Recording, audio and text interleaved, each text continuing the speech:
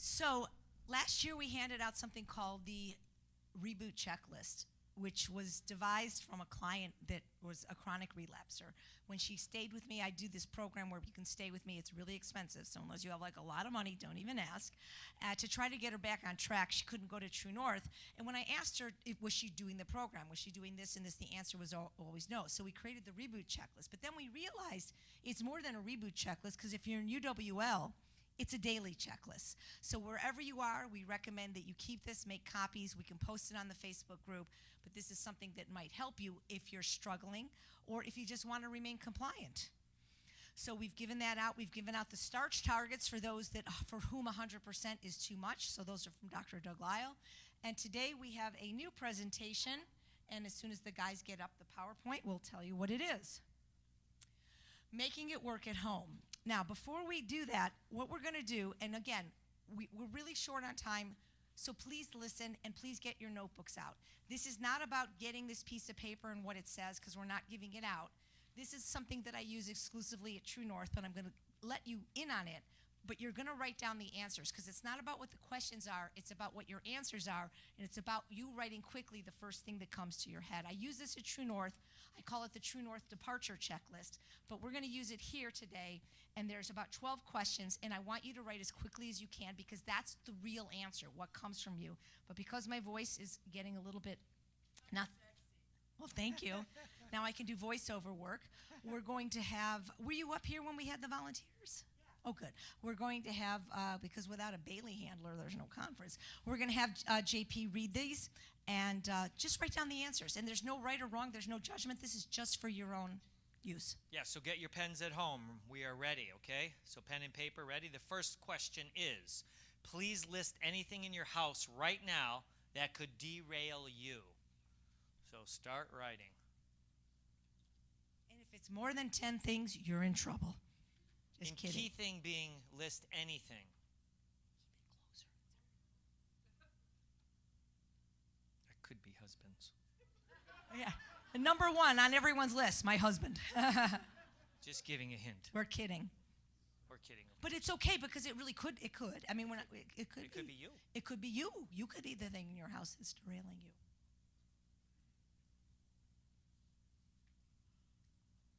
There's Shada. Nothing. Shada put nothing. She's done. Oh, really? What is in your house that could derail you? Yeah. That's right. Nothing. You write nothing. Then you write nothing. All right. Next question. Okay. Are you willing to remove them either temporarily or permanently, or at least keep them in a locked refrigerator and locked food safe? So the answer is basically either yes or no. Right. Pretty simple. I don't know. If we kept the husband in a locked refrigerator, that could be a problem. Okay, next one. Can you get someone to remove them before you return home? This is a really important question, maybe not so much for this conference, but when I work with people at True North, it's really important, because they've fasted often for 21 days. They've completely neuroadapted, and if they don't come home to a clean environment, it's really, really difficult. Sure. Can you get someone to remove them before you return home? So in other words, if you were somebody here that really struggles with dairy and learned from Dr. Oliveira and Dr. Barnard how deleterious it is to your health and your weight loss journey, before you go home, can you get a neighbor or somebody living in your house to say, throw out the cheese before I get home? Next question. If you answered no, why not? It's a very important question.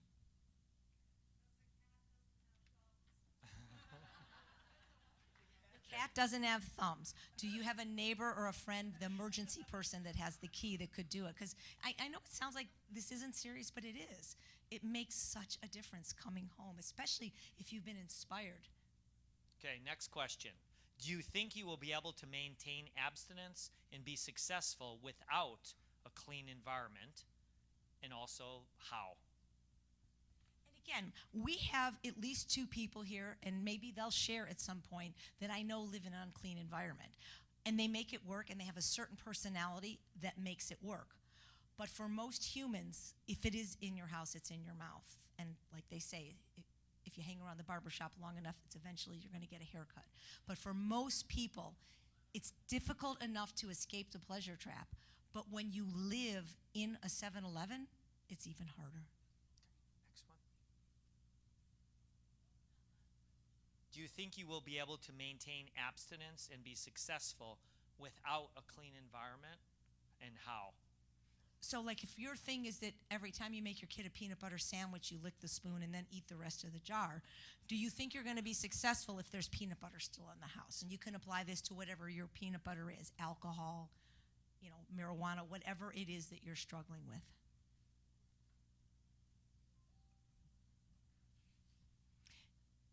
And is it okay? I don't always do things in order. Obviously, you learned that from my PowerPoint. But I just really want to thank Dr. Gustavo Tolosa for all the tech support and all the webinars. I mean, he does so much. I mean, yes, there is a small fee for this. And for those of you here, we sent you an email. You can get the replay for 6 months for $37, which is really nothing. You have no idea how much work, again, goes into even editing the replays and he's basically like a fireman. He's on call all the time. So we appreciate so much what you do for us. Thank you. It's just been a pleasure working with you. I'm so fortunate to have met you. Next question. Okay, Dr. Goldhammer says that good health is the result of healthy living and that we need to eat right, exercise, and get enough sleep. On a scale of 1 to 10, how do you score each of these 3 pillars, with 0 being SAD, SAD, Standard American Diet, and 10 being UWL? Right. So, eat right. Diet, sleep, and exercise. Yeah. Like, on diet, I'm a 10. On exercise, I'm pretty good. I'm about a 7, 8. I don't do the strength training, so right. I'm going to say I'm a 7. Sleep, I'm a 9. I mean, I'm a good sleeper. But you're always pushing Charles around, so that's exercise. That's true. And I jump to conclusions a lot. Yeah, that's true. Yeah. It's hard enough having one husband. Now I have to have 2. Thank God I don't have to live with her, though.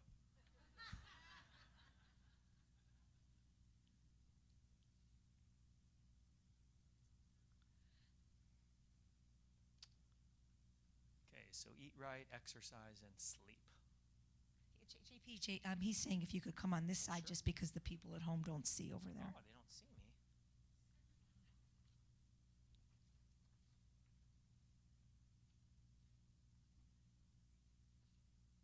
Again, this is all subjective, Ready to go next? Okay. Please list all the obstacles you believe are in your way of succeeding once you get home. Home. I have to admit, these are good questions. I've been using this for many years, and you guys see what?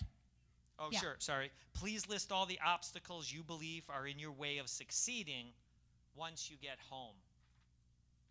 Because the reality is, like you said, is many people just think, oh, it's genetic or I have emotional stress. But then when we do the checklist, it has nothing to do with either. Yeah. It always comes down to the environment and the mindset too, but the environment. When the environment's clean, it's easier for the mind to be clean. Mm-hmm.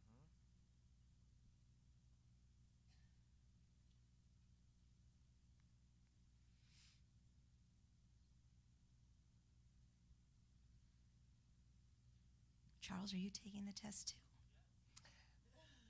The poor guy doesn't get enough sleep or exercise. But you're actually not a 10 on the food. He still eats salt. Trader Joe's salsa instead of homemade. Oh my God. He doesn't like it without salt. What'd you say, Charles? Would you give yourself an 8? He's an 8. Wow. He's an 8 married to a 10. If we had kids, they'd probably be a 9. Yeah, over-rewarded, right? Oh, I wanted to give you one of the volunteer prizes. You weren't in the room, but I feel that you volunteered because if I ask you for help and you help me, that's what I call volunteering because I didn't pay you. So, thanks. All right. Oh, then then I'll give. Don't make me laugh. I'll give you a prize. Next question. What steps can you take to overcome them?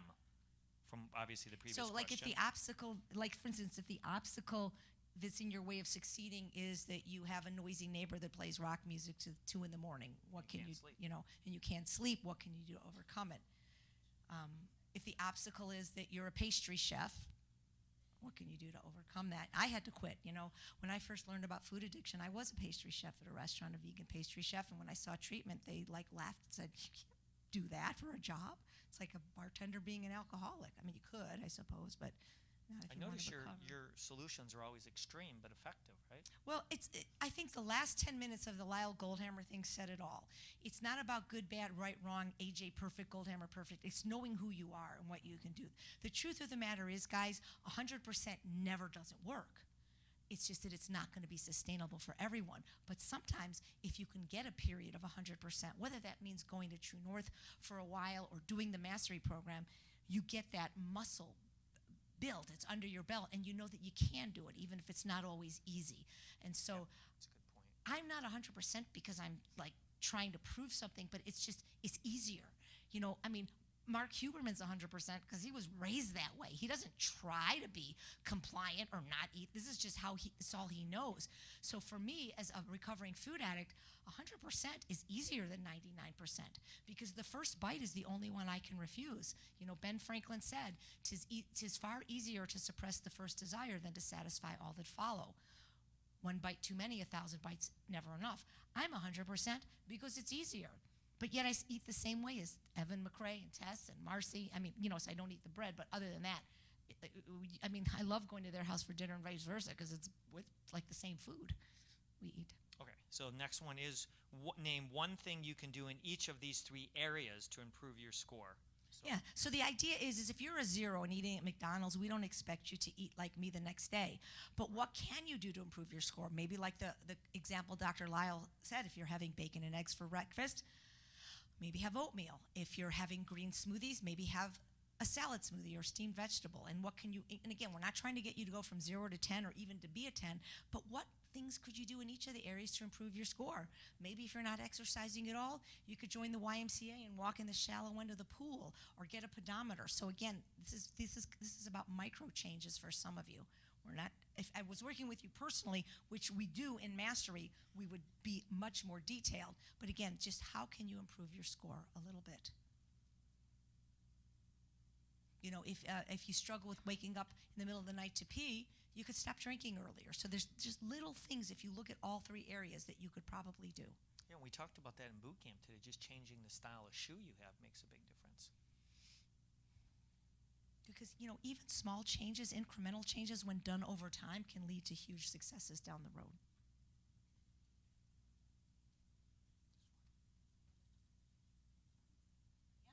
Number 10. Okay. Is there anyone in your life right now that can support you in each of these areas? Please list them and how.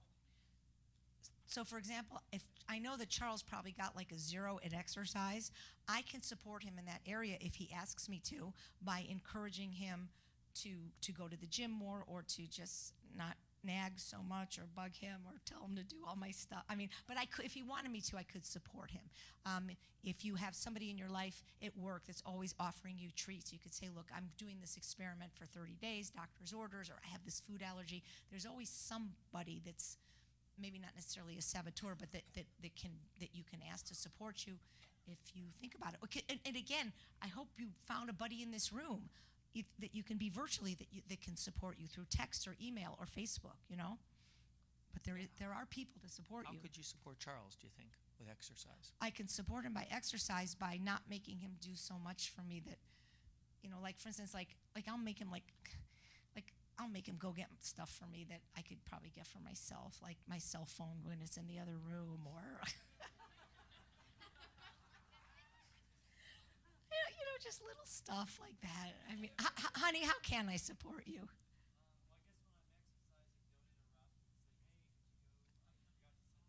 Yeah, I know. I can. Oh. See, she's not perfect like you think. You know, not interrupt him when he's exercising. I can support him in the food by refusing to buy the Trader Joe's salsa anymore and just not have it in the house and only have salt-free salsa, and he can take it or leave it. There's things I can Well, do. then he could go get exercise by walking to Trader Joe's to get his salsa. Excellent. That's right. Just And he'll saying. sweat so much he'll need the salt from the salsa. Exactly. Good Yeah, point. we work it out. Okay. What new food or recipe did you try this weekend that you can incorporate into your eating plan? Yeah, because we know the food was good. You guys were saying that you love the beet salad. Well, that's in my book. It came from Shada. I tweaked it slightly. That's Bodacious Beet Salad. So again, we talked about with the kids, you got to sometimes try something 15 times. Maybe there was something here that you tried once, but you really liked it. Like today, the lunch, I thought the Brussels sprouts were delicious. That's in my book. Most of the recipes were from my book. Chefs like to tweak other recipes, I notice. But they did nail the beet salad was exactly like it was supposed to, and the barefoot today was perfect. Yeah. Okay. That was I don't. They tweaked it, but it was still delicious. I think what they did was tweak my fire roasted salsa with my fiesta dressing, and I'm going to write them and try to get it. It was very good. I know. It was. I had it on the rice. It was delicious.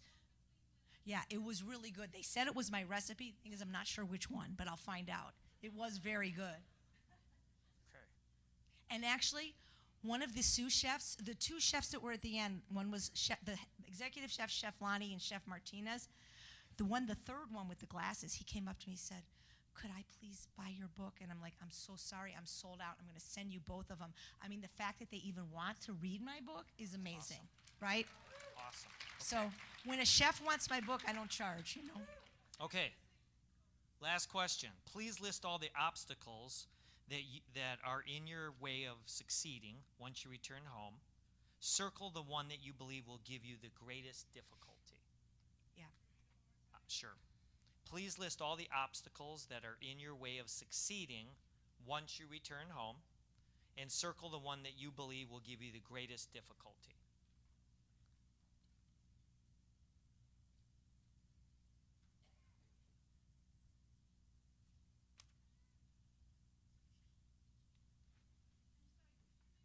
Sure.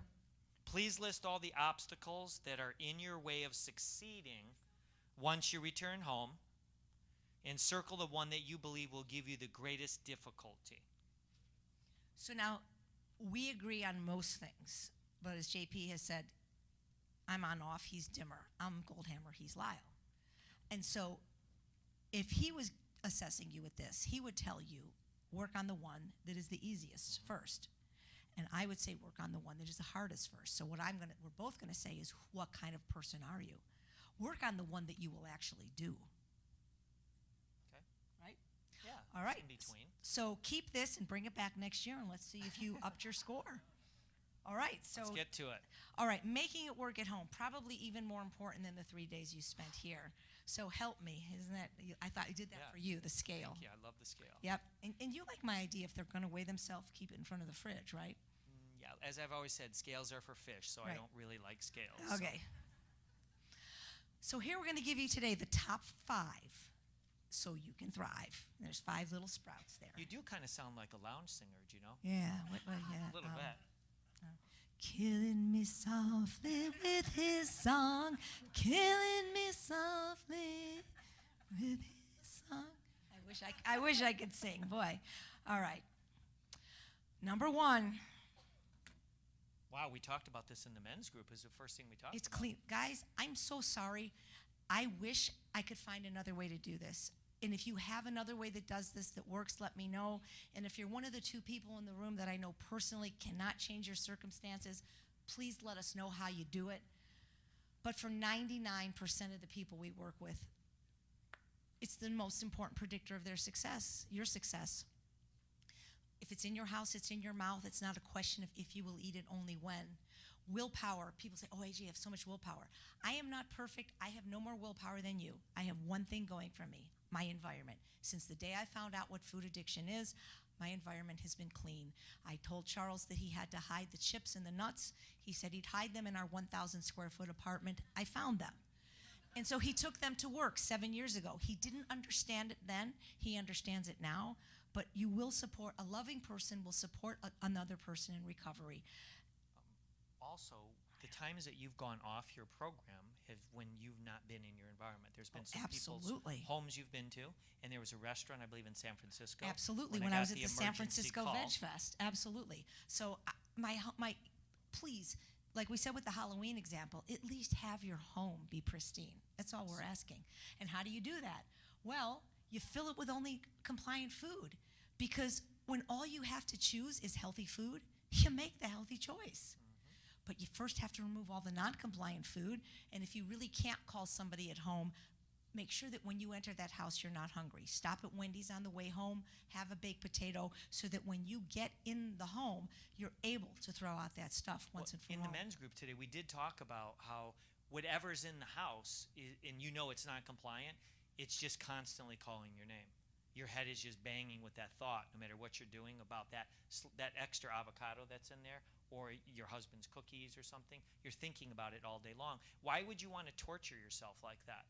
Because it's just basically, it's just mental torture, and it's just going to weaken you. It's like a low-grade infection. It's just kind of constantly going at you. It's not worth having it.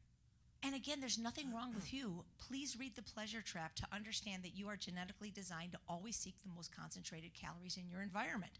And so if the concentrated calories are there, whether in the form of animal products, processed food, vegan or not, or even rich plant food, you are driven to always eat it. And you have to exercise all the restraint you can muster and willpower to try to not eat something that's not there. If it's not there, it takes no willpower not to eat it. Well, and the truth is, if you had willpower, you wouldn't be in this predicament in the first place. Absolutely. We don't have willpower. We're not Navy SEALs. So most of us don't have the willpower. Right. So remove the non-compliant food first, and guess what? Some of your homes will be empty when you do that. So the next thing you got to do is go shopping and fill it with healthy things, fruits, vegetables, whole grains, legumes. And if you're in a situation where it's absolutely impossible to clean the environment, you do what Nikki talked about today that her loving husband Dan and her daughter Zoe has done for her, is they have a separate locked refrigerator with non-compliant food in the garage and a locked food cabinet for those kind of things so that she doesn't have to see it. The cool thing is Nikki's husband was saying that now less and less there's bad junk in there, and now he's eating healthier and healthier too. Absolutely. So it's a absolutely. win-win. Is there anybody here that this doesn't make sense to, that doesn't believe this, or even if you're not, because I mean, it's so important that I want to spend time if you don't. We do get a lot of people that argue with us about this. Oh, and absolutely. They're adamant online about it. They almost throw a tantrum. Yeah. Because they just don't believe it, or they don't want us to say it. Look, if there was an easier way to do it, don't you think we'd want you to do it? It's not like we're trying to make this difficult. We just know what works and what doesn't. That's all. This is the easiest way that we found to be successful. All right.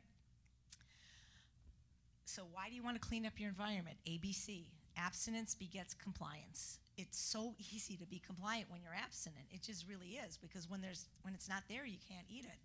So the Ultimate Weight Loss Program, for those, this might be a new introduction to you, it is an abstinence-based program, just like AA is an abstinence-based program for alcohol. We're SOFAs, S-O-F-A-S, sugar, oil, flour, alcohol, salt. We say if you want to get healthy and recover from food addiction, get off the SOFAs. You know, the salt is always a hard one. We're not so pushy on the salt at first, but definitely the refined carbohydrates, the sugar, flour, and alcohol. And of course the oil if you're trying to lose weight, just based on calorie density. Well, because what would you be using salt on? If you're using it on kale salad, Yeah. well, and you're going to eat a lot of kale salad, I don't think that's a big concern. But as Dr. Goldhammer said today, and Dr. Oliveira said in one of our interviews, salt does encourage passive overconsumption, and particularly of fats. So, number 2 is go shopping. Fruits. We recommend fresh fruits, of course, but frozen fruits without sugar or frying. They're picked at the peak of ripeness, often organic, so they often retain more nutrients than even in the fresh that often sit on a truck for a long time. Certain canned fruits are fine, like pineapple, like Kristen Bummer was saying, put it on your kale. So certain canned fruits like pears and pineapple, it can be fine. Also often comes in BPA-free cans or jars. You're going to want to buy vegetables, fresh, frozen, and dehydrated. I don't recommend dehydrated food for weight loss, but dehydrated vegetables can be fine. They can be added to soups. Well, once they're rehydrated. Once they're rehydrated, adding them to soup will rehydrate them. They're great for travel. Fresh vegetables you'll probably have to buy more often. But make sure you have adequate starch. This is where so many people, I hate the word fail, I hate the word hate too, but the thing is, this is where people struggle, is they don't realize that even though we emphasize vegetables, this is a starch-based program. At least half your calories, if not more, like 80%, need to come from whole, unrefined carbohydrates. The potatoes, the sweet potatoes, the winter squashes, whole gluten-free grains, and legumes.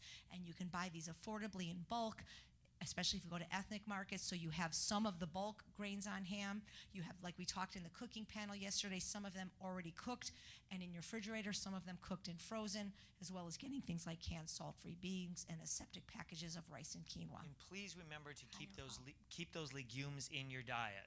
As long, I mean, some people can't handle. Just a few of us, yeah. But most people can. And there's certain like limiting amino acids in our diet, like lysine, that's really basically only found in legumes and some quinoa. But we really need that. And plus, these are resistant starches, so you're not going to be absorbing as many calories. When it says 200 calories from beans, you're not absorbing all those. And they're just a wonderful source of protein also. It's just got nice amino acids in there. So do your best. One of the things that I do a lot of is hummus. So I use hummus as a salad dressing. So I just make my own hummus. Now when I make it, let's say I was using cans, I rinse the cans, get the sodium out, or buy salt-free. Then obviously I put garlic and lemon in, but I personally, just for me, I either add a little beet or a little carrot in there. Okay, so that's what I personally add. And you don't also have to make hummus just with garbanzo beans. You can use any type of bean. And then I use it as a salad dressing, so always when I'm eating my salad, I know I'm getting legumes too. To the what? Tahini? Oh, well, you know, people who want to use tahini, if it's not a problem for you, you can add tahini in it. But a lot of our people here, they don't want it. Oh, well, it is, but it's not necessarily bad. It's just that only if it's going to set you off, tahini would be a problem. But I use it sometimes when I make hummus. But the point is just try to get legumes in any way you can. I just personally find that with hummus, I can use it as a dip, and I can use it in soup, to thicken soup. I can put it on my baked potato, put it inside there. So it's just a way that I know I'm always getting legumes in. And I just learned yesterday from Howard, and I can't find it in my mess over there. Another way to get legumes in is, I never even heard of this. There's something called, not a food dehydrator, but Howard, are you here? What's it called? Freeze dryer. And he brought me a bag of my red lentil chili freeze-dried. Isn't that cool? You can get to your destination. They're expensive, freeze dryers. But isn't that cool, yeah, though? It's And then awesome. you get to your destination, and you get your boiling water, and you can have all the recipes. It's so cool. Now let's just talk about going shopping. Where you shop is really important, depending on where you are in your recovery, because going to regular supermarkets, even healthy stores like Whole Foods, can be a real huge food trigger because they have unmentionables. They have a whole department of unmentionables that starts with the letter B. They have all the kind of stuff by the register. And for some people early in their recovery, it's just too overwhelming. So what do? You have somebody go shopping for you. All the stores deliver now. Amazon, within 2 hours, you can get Instacart.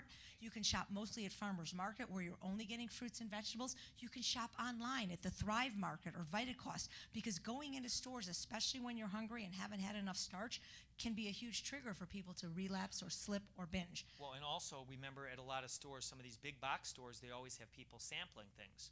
So you got that stuff, whiffing in the air, and you walk past the Cinnabons or whatever they're sampling. And we've had people say all the time, I was at Costco, and the sampler lady was there, and I had one. And then boom, it's a downward spiral. So if you have to go to these stores, like what I do when I go to Costco's, because I can't walk by the bakery, because that was some of my favorite foods, their cinnamon rolls and their cake. So I have a certain way I walk. I walk down the very end aisle here where they have kind of automotive stuff, and then I turn into produce, so I never see the stuff that's going to tempt me or bother me. I never go hungry to Costco. And if you have to, you use your essential oils just to get through that shopping just take experience. a little drop of peppermint, and you just swish with it and then spit it out in the parking lot, or just bring it and smell it. And that's enough to, once you start smelling the peppermint, when you go in and you go past the lady with the Cinnabons, you won't smell it. Right. Very good.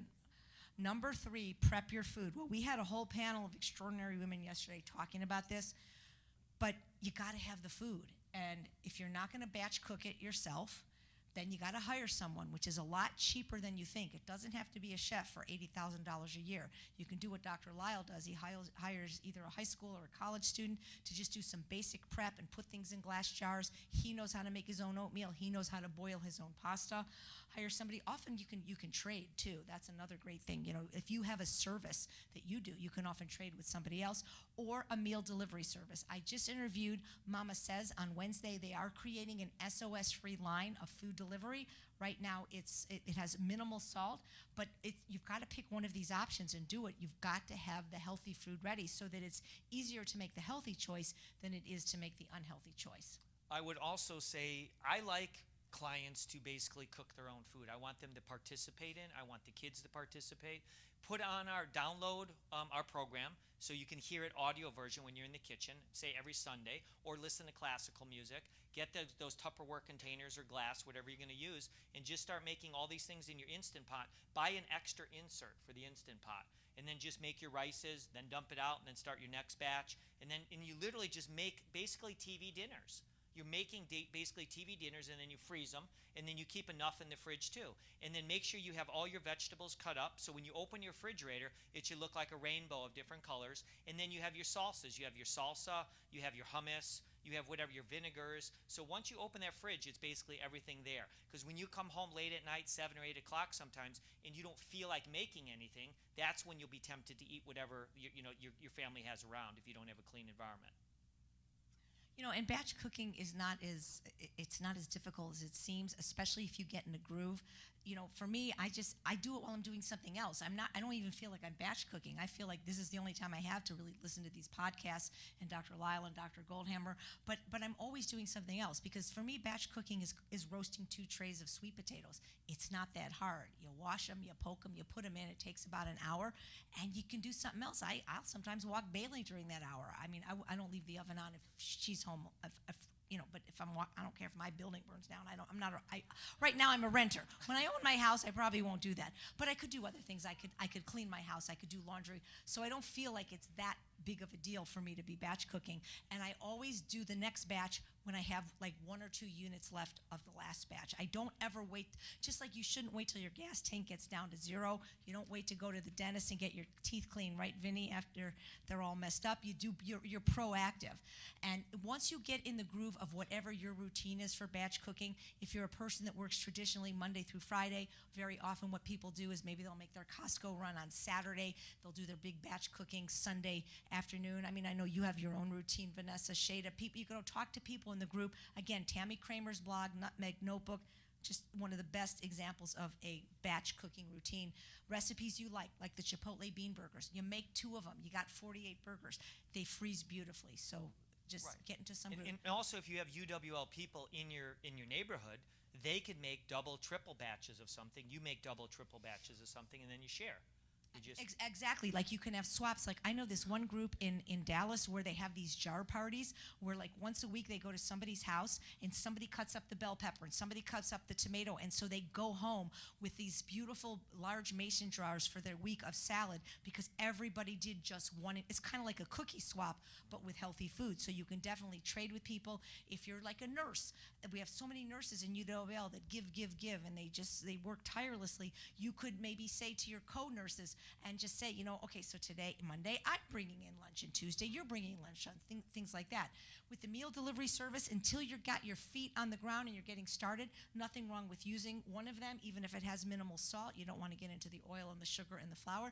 And the great thing about these meal delivery services is when you're traveling, you could have the food shipped there. Like, I mean, if I couldn't get compliant food here, we could have had Mama Says shipped here. It will last in the refrigerator for 2 weeks. Got a microwave. It always can be done, you know. Okay. Number 4. Oh, guys, you know, last night at Family Feud when Sharon's team was asked, you know, what's the number one thing people like about UWL, why we're different than many other groups, is the support, it's the community. So again, if you don't want to join UWL, I encourage you to join it now that you know what we're about and you've met these extraordinary people. Find support somewhere. One way is online. Our group is one example of a support group. I have in-person groups. I was surprised. I love that this year the name tags had the city on it. I couldn't believe how many people live within an hour of me that have never even taken my cooking class in the last 10 years. The 3-hour class, it's like $60. I have an in-person 4-week program. I'm not talking about mastery. I'm talking about the live UWL program that Shada started in on January 12th, 2012 that changed her life. We have one coming up on January 22nd, 4-week program. What? Sorry, September 22nd. It's 4 Saturdays consecutive, 5 to 9. It includes a yoga class. I mean, these small, Vinny's been in the in-person class, and Lisa and Teresa a long time ago. I can't see out there, but Andrea's been in the class. Aaron's been in it. Laurel. too. Nikki, there's Lisa. It just goes on, and it's a small group. It's like 16 people where you get the food, you get the education. We have a speaker every week, like Dr. McDougall or Dr. Lyle, Dr. Goldhammer. Now we have Dr. Lawenda who comes in person. So again, an in-person group. You know, one of the reasons they say that groups like AA are so successful is because of the group support. It's generally done in person. So all three is even better if you can do it. But again, if you know, Mastery is online, UWL is online. If you don't resonate with us, just find somebody that you do, but get a tribe. It's so much easier because addiction can only exist in isolation. And so when you find somebody that has the same, what word am I thinking of as you? I don't want to say problems, the same Issues and challenges as you, with the same issues, it can be very helpful. So one-on-one. I don't really do privates anymore except for people in Mastery or people that did them a long time ago that were grandfathered in, but JP does privates. Dr. Lyle does privates, $75 a half hour. It's very, very affordable to talk to either of these two guys. They can help you, or your own, whoever you want to talk to, but one-on-one can be very helpful. But I do think the group is more effective because you see that other people are at every step of the journey. You've got people that are just starting out that are brand new, and people that have been doing it for 7 years that are very successful, and people that kind of go up and down, and that's why it's so cool. And people share openly, and it's a private and secret group. One quick thing. Absolutely. So important with the online, there's lots of people who are just voyeurs. They're online, but they're just looking. What we really want you to do is get actively involved in the community and make sure that you make comments. If you're a little shy and scared, just start liking things. But eventually just say, oh, great idea. Just so you can say something. But that's how you're going to feel more part of the tribe. Everybody's scared to say something. And I remember I had to confront one of our clients, and I said, look, you're doing all these privates with me, and you're telling me all these things. You should be saying this on the boards. As soon as she wrote on the board, she said, JP made me post on the board about my condition, blah, blah, blah. Everybody wrote in and said, oh, my gosh, they had the same thing. Tell me about what you're doing. Here's what I'm doing. It's like this is a community. The reason why we're here is we want to share our information with you so you can be happier and healthier. But then we want you to take that information and share it with others. Because we're just lighting candles, and we want you to then light candles. That's how we make the world a better place. And whether the post is about a success or something that was challenging, you have no idea how many lives you changed by your post. Like Sherry Lee, are you still here? Sherry? Your cruise post. Oh my God, the engagement in that post, how she was able to remain compliant on the cruise. And we've had other people post their struggle. And again, I just want to acknowledge there's two people here that if we gave an award for the most active, the active posters, we didn't ask them to do this. They did it as volunteers. Laura Klum and Teresa Notwell. I mean, my God, like, I think we need to get them cheerleader. We need to get them cheerleader outfits, seriously. Like, one should have a U, one should have a W. You can have an L for loser. And, but seriously, like, and Laura's, we've even had private conversations. She's like, well, because, are you sure? And I'm like, yes. It's like amazing. And then Teresa welcomes people and gives them resources. And there are people that aren't here that are also very active. And we thank you as well for, I know Jen Dyson posts a lot, and there's other people. But you don't realize who you're helping by your posts. You really are. You're helping someone. It would be like if we stood up here and we just didn't really say that much. Yeah, it's a good program. Check it out sometime. Yeah, why not? But for the people who have said, well, I want to do your program, but I'm not on Facebook. Well, here's the thing. You can. It's $149. It's not $150. Somebody said it was $150. It's $149. But here's the thing. You still get a lot of content. You get a 21-day guide. You get the videos and the audios. But here's the thing. We can't say the names, but we have celebrities in the group. We have people in law enforcement and teachers that can't be on Facebook because of their job, and medical doctors that don't want to be. They use different names. All you need to do to be on Facebook is you can make up a name. A lot of people pick their pet and the street they grew up on, So you make up a name. It doesn't have to be your picture. You need a different email, and you can have a Facebook account. Nobody's going to friend you because you've made up the name, and then you can still engage with us until we have our subscription boards built. There's so much information the file sections alone is worth the price of admission now, because with the extended recipes and the information, you could spend a year just looking in our files. All right, so finding support. Oh, anyway, I don't know why that just came up right now, but so the ABCs of support: accountability, buddy, and coach. Well, let's start with the C, because you and I are coaches. That's what we are. And then the coach is generally somebody that you pay or that you maybe would trade with. But sometimes just even one session to get your head screwed on right with JP or Dr. Lyle is enough. When you go to the gym and get a trainer, that's basically a coach, somebody that's kind of guiding you. So that might be something that you would consider. And everybody should, like when there's personal trainers, let's just say, or dietitians, they actually should have personal trainers, and dietitians should be going to their colleagues reviewing their diet, because all of us need to improve, no matter what.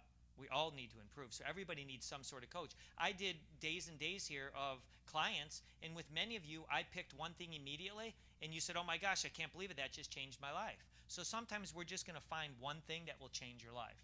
But you want to always get an outside view, because a lot of times, a lot of people in our movement who are instructors, they need to actually have somebody look over them and give them a different viewpoint of their diet or their fitness or their sleep program. So we all need coaches.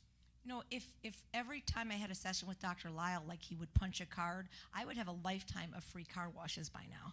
So I have a coach. Well, you're on speed dial. You got Dr. Lyle on speed dial. Yeah, so. Absolutely. He got me through this, the preamble of the conference and the conference. So, okay, so Buddy. So a lot of people have accountability partner buddies. I think it's a little bit different because you can have a buddy can be online, but I think of a buddy as somebody. If you met somebody, did the two Utah people hook up yet? I hope. There was, so it's really great if you can find. I know that Kristen has like a wonderful set of people in person that they meet with. Sharon was talking about her meetup group. Shada started a meetup group. So if you could have even one person in person, Laura started a meetup group with UWL people. Heather has one. I'm sorry if I missed some of you people, but you can go to meetup, you can start your group however you want to do. But if you can have that in-person person, I didn't necessarily need a huge group because I had Charles doing it with me, but especially for those of you that don't have support, you got the couples here doing it, Lisa and Byron. But if you don't have that, then find a buddy, and it can be a buddy to. Remember those 3 questions we asked you: sleep, exercise, and diet. Rate it 0 to 10. Could you find somebody that you can enroll to help you? Finding a buddy. If it's exercise, maybe you can call your friend up and saying, could you meet me? Can we make a date to meet at 7 o'clock and walk the park? That's how I started exercise, by using a buddy until I was able to do it myself. You can have a buddy. You can say, well, be accountable to me for the food or whatever. But if you can find even one person, it's just so much easier than going it alone. And accountability partners can be people that you haven't even met. And when I interviewed Dr. Michael Roizen, who Dr. Alviera talked about from the Cleveland Clinic, he said that for overcoming addiction, having an accountability partner was just as effective as the most effective anti-addiction medicine. You can do this through text, through email, through Facebook. You could be texting each other your food every day. The whole Facebook group of UWL is your accountability partner. We have a thread every day for exercise, meditation, and the food, but you can start your own to be accountable. Having just that journal you have here, taking it home, and writing your food down every day is a way to be accountable. But when you go boldly and publicly and say you're going to do it, that's even sometimes more effective, because now you've made a public commitment. And we've talked about that before with the plant-fueled trucker, how he was overweight and on medicines for lifestyle diseases, and he told everybody he was going to do this, and he made a Facebook group, and he got so many followers and got on television. He got an Instant Pot because he went public. And again, addiction can only exist in isolation behind all the pain and the shame. If you go public, you can be accountable. And yes, look, let's talk about accountability. Is Heather still here? Get on her channel. This girl hasn't had a trajectory just like this. It's been like this, and she posts. She posts when she does well. She posts when she's not doing as well. And the thing is she's real. This is what it's like. But no matter what, she comes back and she's accountable, because she's got a wonderful YouTube page. It's called The Butterfly Effect Plant-Based Weight Loss. And Nikki too has been posting, highs and lows. And, so that's and Nikki's what we got no mud, no lotus. I always I always say AJ's the new Goldhammer. Shada's the new AJ. So and Nikki's the next Heather. One of you guys will be the next whatever. If you want to be. Not that you want to be me. God forbid. Absolutely not. Actually, that would be like, oh, yeah. Why do we have him around? Okay, all right. We want the program to work. Number 5. This is. Thank you. It was a great conference. All right. right, so this is his big thing. I'm going to let him take this. But what I love, I love acronyms. I love it. Focus. Follow one course until successful. Take it away, because I have almost no voice left. Okay, normally I AJ gets a lot of flack for a lot of things, and mostly it's rightfully so. But one thing I've been adamant about here that I want to take full responsibility for. So if you blame somebody, you blame me. Is that if you want to be successful in this program, my suggestion, just me, so AJ doesn't get in trouble from all her colleagues, is just follow this program. Because when you start following Dr. Joe and Dr. Mary, and Dr. Joe tells you the benefits of smoothies, and Dr. Mary tells you the benefits of nuts and seeds, we're not saying that's wrong, but you're going to be confused now. Because you're hearing us talk about no smoothies, for most of you, no nuts and seeds. You're reading their research, watching their videos, doing their programs, and now your brain's being pulled this way and this way and this way, and it's confusing. So give this program a chance. Become obsessed with the program, constantly read about it, constantly watch the videos and listen to things. Immerse yourself in this program. If you want to be great at basketball, do you think you'd be great at basketball if you practice soccer on Monday and baseball on Tuesday and Wednesday you wrestled and Thursday you played tennis, right? You can't. You've got to be good at this one thing.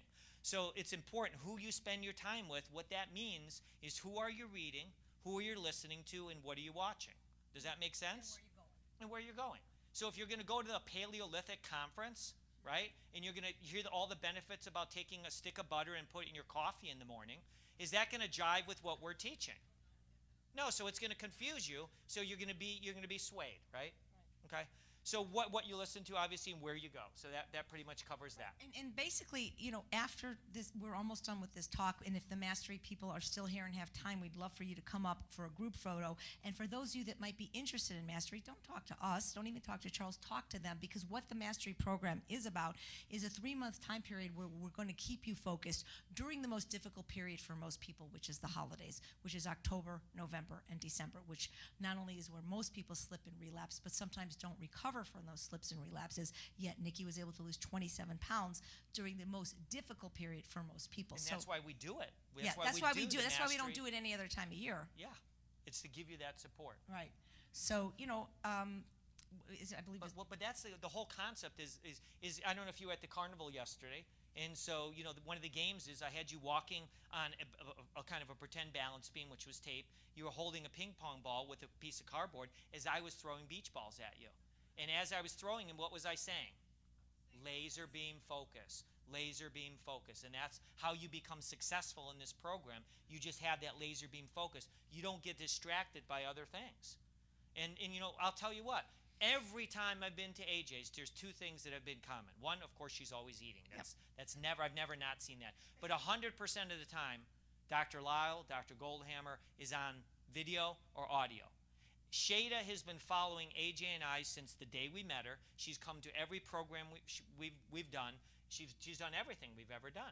Laser beam focus. Success leaves clues. Okay? So please remember that. I'm adamant about that. That's non-negotiable to me. And some people think, oh, well, you saying these other doctors are wrong? Absolutely not. They're fantastic, but they're not dealing with food addicts. They've never been overweight or food addicted or female. Yeah, exactly. So in that situation, you have to have that laser beam focus. And to me, who you spend time with might be almost the most important.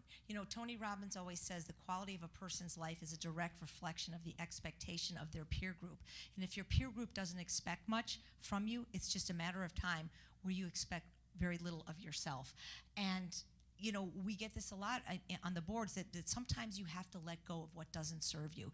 We're asking you to let go of habits that don't serve you, like inactivity, like poor sleep, like non-compliant food. But sometimes you have to let go of people. And I'm not saying you have to divorce your husband, but there's certain people in our life that just are not going to serve us and facilitate our goals towards having a healthy lifestyle, a slender body, calm brain. And so it can be sad, but I'll tell you, it's a lot better to be healthy and sometimes without some of these people. And you'll find that once you let them go, new people will come in. And you've got a room right here of like 400 of new people, new and improved.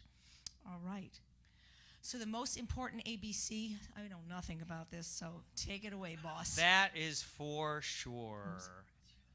This is one thing AJ needs a little bit of work on. But we're working on it. She's not perfect. But the main thing here is I want you to think about for a second if you had a child and they were taking their head and hitting it into a wall. They were cutting themselves, which I have clients that are cutters. They were harming themselves. You would think that's absolutely appalling and horrible. And what would you do for them? What would you do for them? Well, hopefully you'd give them help, but most importantly, you'd give them love, compassion.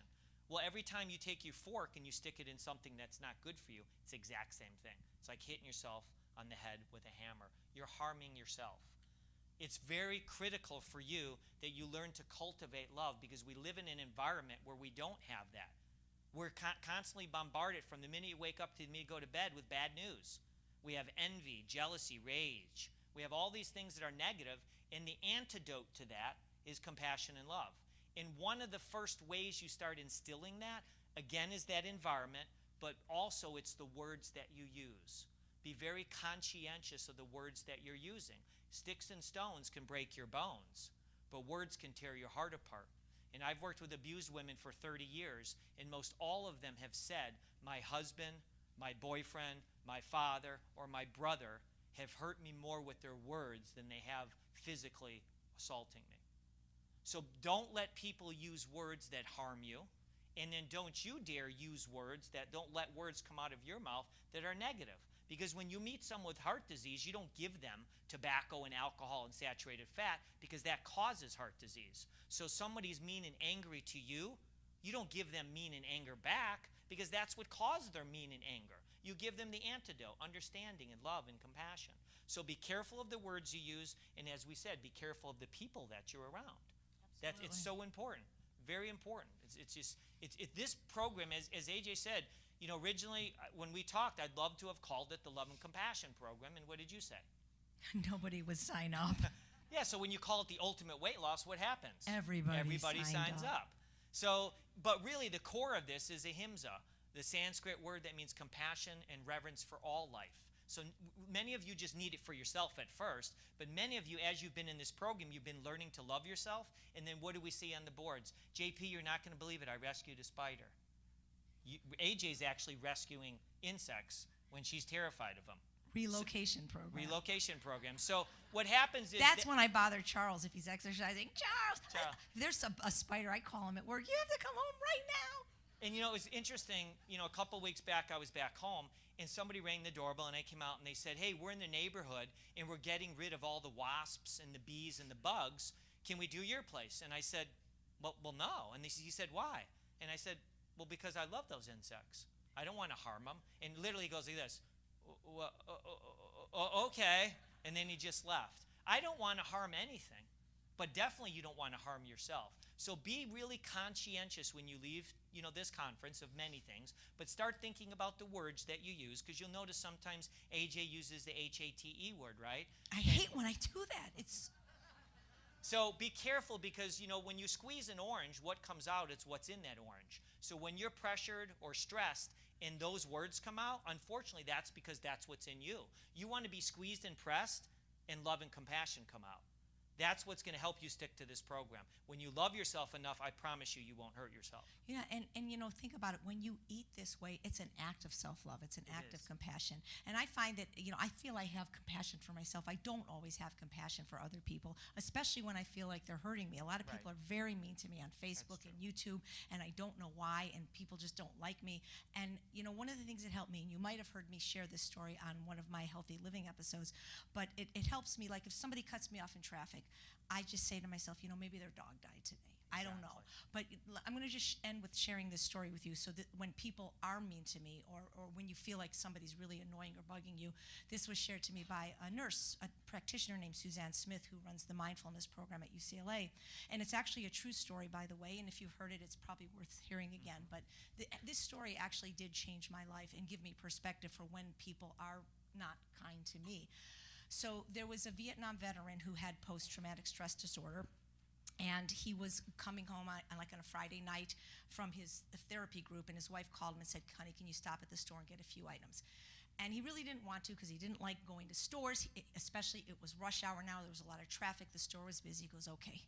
So he goes to the store, he gets his few items, and in front of him in line is a lady with a baby.